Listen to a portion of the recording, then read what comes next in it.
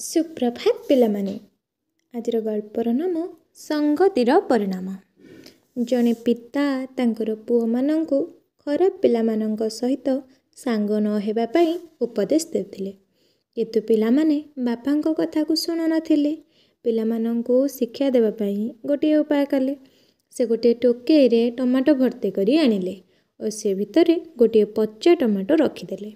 ପିଲାଙ୍କୁ କହିଲେ, ଏହାକୁ ରଖିଦେଇ ଆସ, ଏହାକୁ ଆସନ୍ତାକାଲି ବିକ୍ରି କରିବା ପାଇଁ ବଜାରକୁ ନେବା। ପିଲାମାନେ ରଖିଦେଲେ। ଆର ଦିନ ବାପ ପୁଅ ଟୋକେଇ ଆଣିବାକୁ ଗଲେ। ଦେଖିଲେ ସେହି ପଚା ଟମାଟୋ ପାଖରେ ଥିବା ଅନେକ ଟମାଟୋ ପଚି ନଷ୍ଟ ହୋଇଯାଇଛି।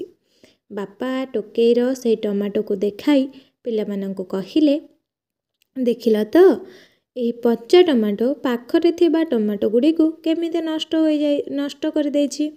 ଠିକ୍ ସେମିତି ତୁମେ ଯଦି ଖରାପ ପିଲାଙ୍କ ସାଙ୍ଗରେ ସାଙ୍ଗ ହେବ, ସେମାନଙ୍କ ଭଳି ତୁମେ ମଧ୍ୟ ଖରାପ ହୋଇଯିବ। ଖରାପ ପିଲାଙ୍କ ସାଙ୍ଗରେ ରହିଲେ ତୁମର ବ୍ୟକ୍ତିତ୍ୱର ବିକାଶ ହେବ ନାହିଁ।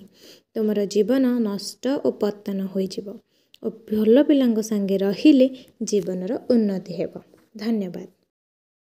ବିଚାର କ୍ରାନ୍ତି ଦୂତ ୟୁଟ୍ୟୁବ୍ ଓଡ଼ିଆ ଚ୍ୟାନେଲକୁ ସବସ୍କ୍ରାଇବ୍ କରିବା ସହ ପରବର୍ତ୍ତୀ ଭିଡ଼ିଓ ପ୍ରାପ୍ତ କରିବା ପାଇଁ ବେଲ୍ ଆଇକନ୍ ଦବାନ୍ତୁ ଏବଂ ବିଚାର କ୍ରାନ୍ତି ଦୂତ ଓଡ଼ିଆ ଫେସବୁକ୍ ପେଜ୍ ସହ ଯୋଡ଼ି ହୁଅନ୍ତୁ।